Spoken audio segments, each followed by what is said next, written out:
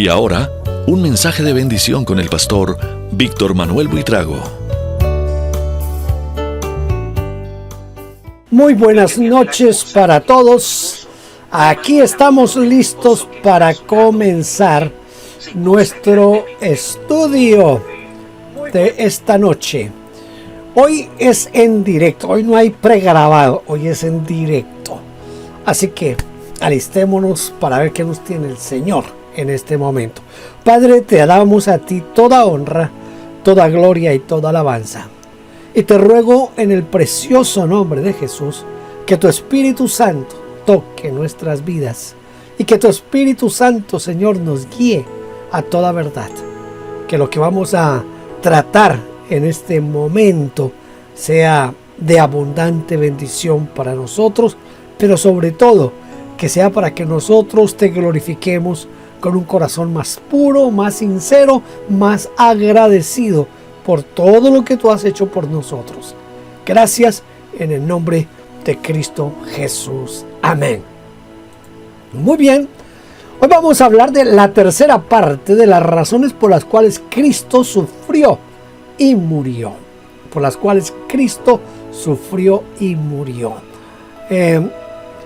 Voy a comenzar leyendo dos textos bíblicos. Uno está en Efesios capítulo 1 versículo 7 y el otro está en Mateo 26-28. Efesios 1:7 dice: Dios es tan rico en gracia y bondad que compró nuestra libertad con la sangre de su Hijo y perdonó nuestros pecados. Y Mateo 26-28 dice: porque esto es mi sangre del nuevo pacto que por muchos es derramada para remisión de los pecados. Tenemos aquí entonces la meditación de la palabra del Señor. Hemos estado hablando de algunas razones por las cuales Cristo sufrió y murió. Hoy lo que yo quiero es que usted entienda o comprenda un poco más estas. Hoy tengo 4 razones. Las dos predicaciones anteriores solamente di día 3. Ahora tengo 4 razones por las cuales Cristo sufrió y murió.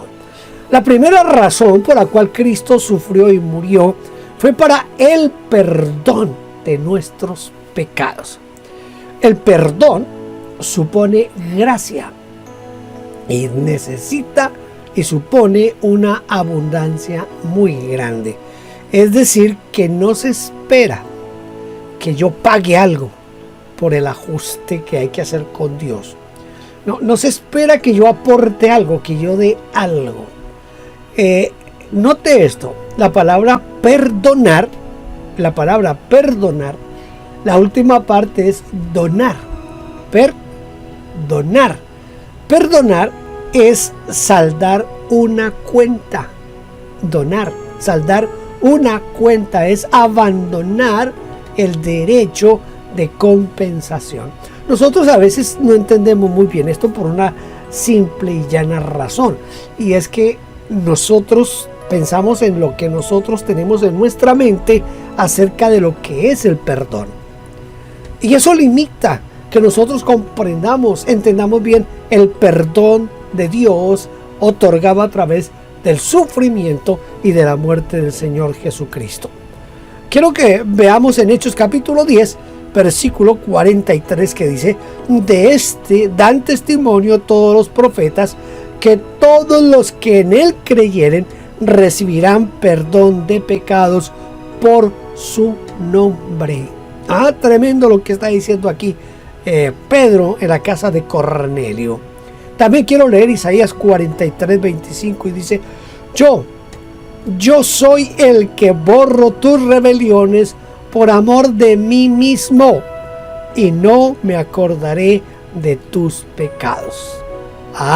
Y el Salmo 103, el versículo 12 dice: cuanto está lejos el oriente del occidente, hizo alejar de nosotros nuestras rebeliones. Esto nos muestra la inmensa gracia y el inmenso amor de Dios. Dice que Los testimonios de los profetas y de todos los antiguos dicen que todos los que en Él creen tendrán perdón de pecados en el nombre de Jesús. Este pasaje de Isaías a mí siempre me mueve porque es el Señor expresando su sentimiento hacia nosotros en este caso. Yo soy el que borro tus rebeliones. Note, es Dios quien nos perdona, es Dios quien nos limpia, es Dios quien borra nuestro pecado. Pero no basta, no es suficiente con perdonar. Mira, le doy un ejemplo. Un violador puede sentirlo mucho y puede ser perdonado. Pero la pregunta es, ¿y la víctima? Y la víctima de esa violación, sí, más o menos comprende. Aquí se necesita tener en cuenta no solo el perdón, sino que hay que tener en cuenta la víctima. Creo que me parece que fue en la predicación pasada donde les hacía énfasis en que Cristo le pagó a Dios Padre, porque quien fue ofendido por el pecado fue Dios Padre. Cuando usted y yo pecamos, ofendemos en una forma directa a Dios, porque estamos traspasando la gloria de Dios, estamos atentando contra la santidad de Dios. Nuestro pecado va directamente contra Dios. Puede ser que yo esté pecando al hacerle mal a alguien, y ese alguien está recibiendo maldad y es víctima, pero el primer implicado con mi pecado es Dios. Por eso se necesitaba que la justicia de Dios fuera satisfecha en Cristo Jesús para nosotros. Mire, así como la víctima y como el violador y esto, así pasa con Dios, con todos los pecados, porque todo pecado es grave. Todo pecado es grave. Nosotros nos hemos inventado que hay pecados grandes y pecados pequeños. Para nosotros es más pecado un adulterio que una mentira. Para nosotros es más pecado matar a alguien que hablar mal de alguien. Hemos clasificado el pecado de tal manera que nosotros nos sentimos bien pecando, sabiendo que mi pecado no es tan grave. Y para nadie su pecado es tan grave. Para nadie. Pero todo pecado es grave porque es contra la gloria de Dios. Es el honor de Dios que debe ser mantenido. Por eso fue que Cristo Jesús murió. Vuelvo y le leo Efesios 1:7.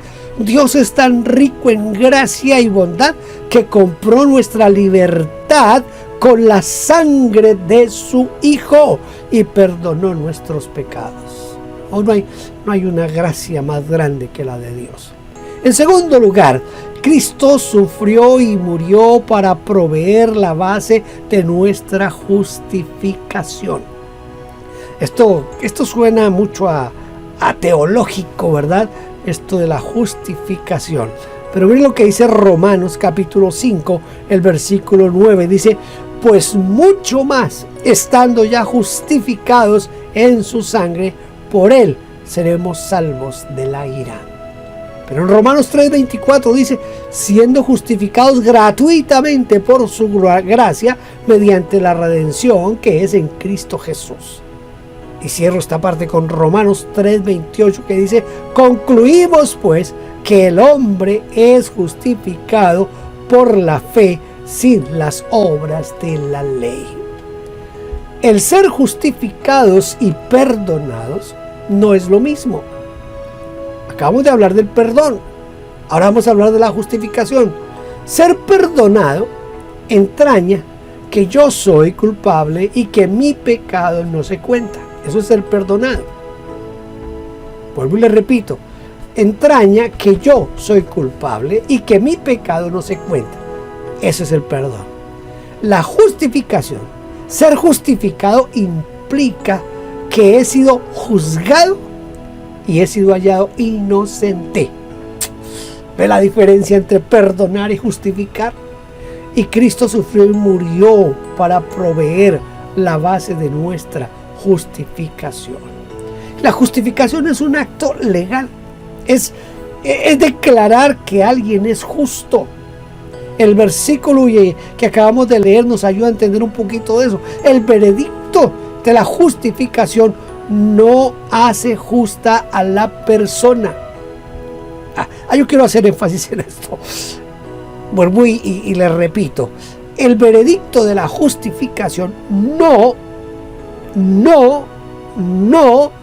hace justa a la persona. ¿Qué es lo que hace? La declara justa. La declara justa a esa persona. El cambio moral que nosotros experimentamos en la conversión no es justificación, es santificación. Ya me metí con cosas teológicas, como que no. A ver, para resumir aquí, que no me quede muy teológico este asunto. La justificación es una declaración que ocurre en un momento. Y si entráramos en este momento en una clase de teología sobre la santificación y sobre la santidad y sobre todo eso, vamos a entender algunas cosas, pero no me voy a meter en eso. Quiero que usted entienda por ahora que la justificación es una declaración que ocurre en un momento. Somos justificados por la sangre de Cristo Jesús. Romanos 5:9 dice: pues mucho más, estando ya justificados en su sangre, por él seremos salvos de la ira. Tercera razón por la que Cristo sufrió y murió: para cancelar nuestra condenación. Todos habíamos pecado, todos estábamos condenados, todos estábamos perdidos, pero Jesucristo sufrió y murió para cancelar nuestra condenación. Romanos 8:34 dice: ¿quién es el que condenará? Cristo es el que murió. Este pasaje siempre ha sido estremecedor. Mire, ¿quién es el que condenará? Pablo no dice Cristo, Pablo no dice que Dios es el Padre, Pablo dice Cristo es el que murió. Más aún, el que también resucitó, el que además está a la diestra de Dios, el que también intercede por nosotros. Aquí sí hay profundidad, aquí sí hay algo por qué agradecer a nuestro Dios.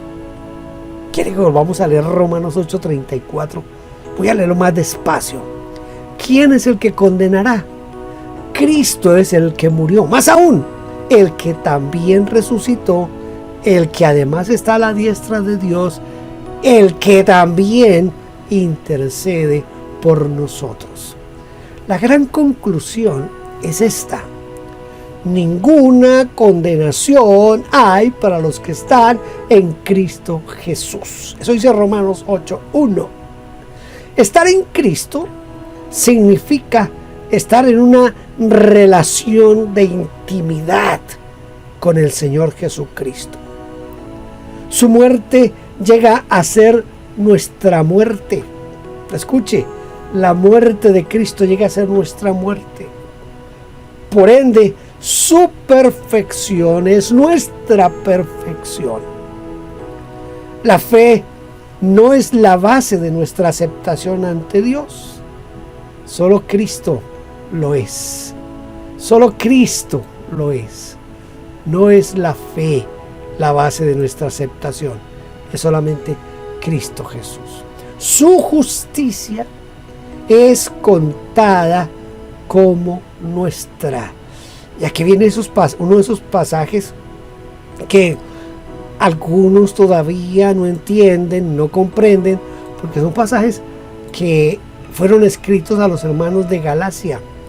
Dice Gálatas 2:16 y 17, dice: sabiendo que el hombre no es justificado por las obras de la ley, sino por la fe de Jesucristo, nosotros también hemos creído en Jesucristo para ser justificados por la fe de Cristo y no por las obras de la ley, por cuanto por las obras de la ley nadie será justificado. Y si buscando ser justificados en Cristo, también nosotros somos hallados pecadores, es por eso Cristo ministro de pecado en ninguna manera. Esto es lo que dice Gálatas 2, 16 y 17. ¿Por qué estoy leyendo este pasaje? Porque en este pasaje se muestra que su justicia, la justicia de Cristo, es contada como nuestra justicia. No hay una doble penalidad en el tribunal de Dios. No somos o no seremos condenados dos veces por el mismo delito. Cristo ya pagó. Cristo ya pagó. Yo creo que en este tipo de cosas que nos declara la Biblia es que están basados muchos de nuestras leyes que rigen nuestros países. Usted sabe que a una persona no la condenan dos veces o no la juzgan dos veces por el mismo delito. Vamos a suponer que alguien comete un crimen y va al juicio y en el juicio lo declaran inocente, pero después se descubre que sí realmente fue esa persona la que cometió el crimen, el delito. Ya no lo pueden llamar otra vez a juzgarlo. Pues escuche esto. Nosotros también pagamos una sola vez, pero ¿sabe cuál es la bendición? Que no fuimos nosotros quienes pagamos. Fue Cristo Jesús quien pagó por nosotros en la cruz del Calvario. Y si Él ya pagó, yo no tengo por qué pagar, porque Él pagó por mí. Esto es lo que hace que el cristianismo, el auténtico cristianismo, sea algo esencial y de vida. Esencial y de vida. Ojalá que podamos entender, comprender estas partes. Pues, escuche, no hay doble penalidad. Ya Cristo pagó. Él fue juzgado por nosotros. Él llevó nuestros pecados en la cruz. Yo no tengo por qué pagar ya nada más si Él ya lo pagó todos. Y si el mundo nos condena, pues le cuento una cosa, el mundo no va a tener éxito.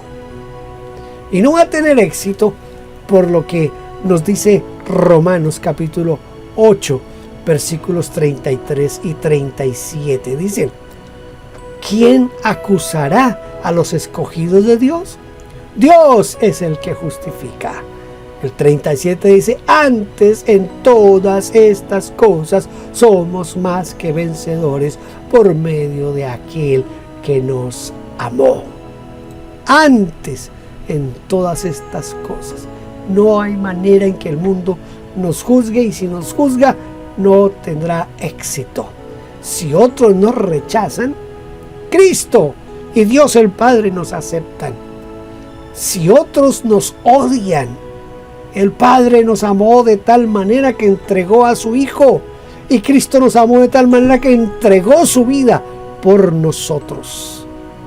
Si Cristo murió y resucitó, estamos vivos en Él y con Él.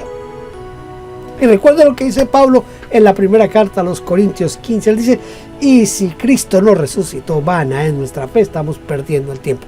Pero Él resucitó y por eso tenemos vida hoy. Y la cuarta razón que tengo hoy, Cristo sufrió y murió para abolir la circuncisión y todos los rituales como base de la salvación. Quizás este punto daría para toda una predicación de 30-40 minutos, este solo punto, porque hay muchas cosas que pasan hoy en la iglesia que han distorsionado esta parte de lo que Cristo hizo con su sufrimiento y su muerte. Dice Gálatas 5:11 y el 6:12. Gálatas 5:11 y el 6:12 dice, y yo, hermanos, si aún predico la circuncisión, ¿por qué padezco persecución todavía? En tal caso, se ha quitado el tropiezo de la cruz. En Gálatas 6:12 dice, todos los que quieren agradar en la carne estos os obligan a que os circuncidéis, solamente que para no padecer persecución a causa de la cruz de Cristo Jesús. Escuche, hermano, los rituales judíos llegaron a la iglesia cristiana, pues nuestra historia está basada en el judaísmo. Ustedes ya conocen esa discusión que se armó en el primero y segundo siglo. Cuando usted lee Hechos 15, usted encuentra que cuando Pablo va a Jerusalén, él va para tratar este problema de si hacemos o no circuncidar a los gentiles que se van convirtiendo, si los hacemos que guarden las normas de la ley. Todo esto es lo que se discute allá en el concilio de Jerusalén. Recuerde que al final, la decisión final, a mí siempre me llamó la atención desde cuando leí la Biblia, desde la primera vez, que dice: nos ha parecido bien al Espíritu Santo y a nosotros. Ojalá que la iglesia hoy pudiera tomar sus decisiones en conjunto, en unión con el Espíritu Santo. Desafortunadamente no se hace. Esos rituales estaban afectando a los conversos del primer y segundo siglo, porque los estaban obligando a circuncidarse, los estaban obligando a guardar las fiestas y los rituales judíos. Y Pablo dijo: no, Señor, el que está en Cristo, nueva criatura es. Entonces, estamos en Cristo somos todos iguales. No nos es fácil entender eso. Si pudiéramos entender eso, no tendríamos esas divisiones de poder en la iglesia. El apóstol, el superapóstol y profeta, el pastor, el reverendísimo pastor, el subpastor o copastor y el diácono, y todas esas divisiones, todo lo que se han montado, son las que quitan la igualdad en el cuerpo de Cristo. Pero escúcheme, yo creo que en Cristo todos somos iguales. Los judíos se habían metido en el cristianismo y habían metido sus doctrinas y sus enseñanzas, pero Cristo sufrió y murió para abolir todo eso. La controversia entonces siempre ha estado. Aquí la circuncisión es el problema en el primero y segundo siglo. ¿Pueden los rituales guardar concordancia con el Evangelio? Quizás hoy, nosotros no estamos obligando a la gente a que se circuncide. Quizás no lo estamos obligando a que guarden estrictamente el sábado, que dejen de cocinar desde el viernes a las 6 de la tarde y que durante el día sábado no trabajen, no cocinen, no viajen más de 2 kilómetros. Quizás hoy no hacemos eso. Bueno, por lo menos lo que nosotros llamamos iglesias de sana doctrina. Pero esto es uno de las cosas que hay que criticarle, si es que se puede criticar al pentecostalismo, especialmente al ultrapentecostalismo, donde la salvación se ha basado en cómo eres, cómo te comportas, cómo te vistes. Hasta en eso hemos evaluado, hemos cambiado, hemos viajado de una posición a otra posición. Cuando recién yo me convertí, esto fue hace muchos años, era pecado ir al cine. Gigi Ávila predicaba que era pecado ver televisión. Pero con el tiempo, el mismo Gigi Ávila compró una cadena de televisión y comenzaron a hacerse películas cristianas. Entonces la pregunta era: pero los cristianos no pueden ir al cine. Entonces, ¿quién va a ver esas películas? ¿O cómo? Hoy en día, todos los cristianos vemos cine. Está en nosotros clasificar qué tipo de películas vemos. Pero hoy ya no es pecado como en los años 60. En los años 60 eso era terrible. Uno iba a la disciplina por eso. Le ponían a uno disciplina porque las mujeres se cortaban el cabello. Les ponían disciplina por usar pantalón. Y todo eso era símbolo de perder la salvación. Es decir, la salvación estaba basada en las obras, como el judaísmo. Pero la buena noticia es que Cristo sufrió y murió para abolir la circuncisión y todos los ritos que tienen como base esos ritos para la salvación. Quiero terminar leyendo en Hechos capítulo 15. Este es un pasaje un poquito largo, pero creo que vale la pena que lo leamos porque es bien interesante. Hechos 15, del versículo 5 en adelante, dice: pero algunos de la secta de los fariseos que habían creído se levantaron diciendo: es necesario circuncidarlos y mandarles que guarden la ley de Moisés. Y se reunieron los apóstoles y los ancianos para conocer de este asunto. Y después de mucha discusión, Pedro se levantó y les dijo: varones hermanos, vosotros sabéis cómo yo hace algún tiempo que Dios escogió que los gentiles oyesen por mi boca la palabra del evangelio y creyesen. Y Dios, que conoce los corazones, les dio testimonio dándoles el Espíritu Santo, lo mismo que a nosotros. Y ninguna diferencia hizo entre nosotros y ellos, purificando por la fe sus corazones. Ahora pues, ¿por qué tentáis a Dios poniendo sobre la cerviz de los discípulos un yugo que ni nuestros padres ni nosotros hemos podido llevar? Antes creemos que por la gracia del Señor Jesús seremos salvos de igual modo que ellos. Entonces toda la multitud cayó y oyeron a Bernabé y a Pablo, que contaban cuán grandes señales y maravillas había hecho Dios por medio de ellos entre los gentiles. La cruz significa libertad de la esclavitud ritual. La cruz significa libertad de la esclavitud ritual.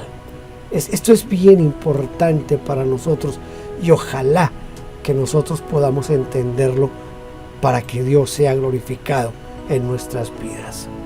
Estas razones, estas 4 razones, deben llenarnos de más compromiso hacia el Señor. Debemos expresar nuestra gratitud a Dios por todo lo que ha hecho en nuestro favor. Lo menos que podemos hacer es vivir en santidad y consagrados a Él. Cristo sufrió y murió para librarnos del pecado, para librarnos de la ley. Todo lo que les acabo de decir. Padre, yo te doy gracias, porque sin merecerlo tomaste nuestro lugar y moriste por nosotros en el Calvario. Entregaste toda tu vida y toda tu sangre fue derramada en la cruz del Calvario para de esta manera limpiar nuestro pecado y que volviéramos a tener paz y comunión con Dios Padre. Gracias por redimirnos, gracias por perdonarnos, gracias por liberarnos de la ley, Señor. Yo te alabo y te bendigo por eso y te doy gracias en el nombre de Cristo Jesús. Amén, amén, amén. Gloria al Señor. Muy bien, hemos llegado al final de nuestro tema de esta noche, las razones por las cuales Cristo sufrió y murió. Esta es la tercera parte. Me queda una que será con la ayuda del Señor el próximo jueves. Hoy lo hice en directo. No me gusta mucho en directo porque son temas que a veces entonces tengo la oportunidad de editar después. Aquí no, aquí como salió. Dios les bendiga. Muchas bendiciones en Cristo Jesús. Gracias por vernos. Favor inscribirse en nuestro canal. Denos un like. Toque la campanita. Y déjenos su huella con un comentario.